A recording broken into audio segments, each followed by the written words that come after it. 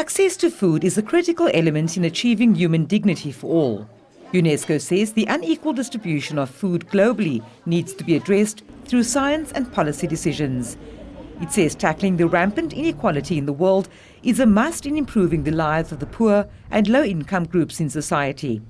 World hunger is again threatening us. We thought we were done with that. There is enough food in the world to feed the world. But the fact is that the distribution is very unequal. And you think about all the data that we have now when you consider how people live. We still have 2 billion living in poverty. You still have half of the population not connected to internet.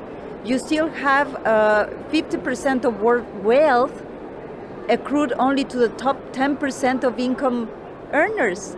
And therefore, this distribution is just creating a situation that is unsustainable socially and a very great risk politically. Scientists say there are several dimensions to food security. For example, whether food is readily available in stores, whether the country produces sufficient food to feed its population, and whether it is affordable. Amid rising food costs, not just here but globally, a focused and driven approach is needed.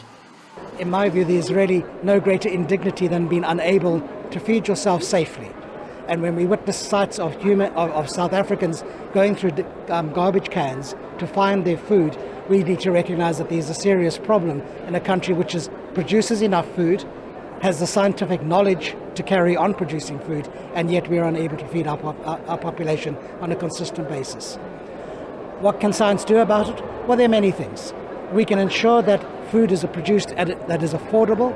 We can reduce the wastage of food. We have a very high wastage of food, both in terms of when it leaves the fields, as well as when consumers buy it. So we can find ways of reducing food wastage. And then we need to guard against issues that threaten the safety of our food. UNESCO says humanity will not be able to uplift the standard of living until the issues of gender inequality are addressed. Coming from the nursing profession, I was coming from a scientific space myself on my own rights. So I was very deliberate in saying we need to find natural organic products that can support our system, holistic wellness products that can sustain us even before we get diseases. My bottom with the approach of our health today is that we are secondary in our intervention, as if we can't contribute something. Yet rural women always have a primary health solution. Scientists from over 100 countries are attending the event, which is being held on the African continent for the first time. Vanessa Puna, SABC News, Cape Town.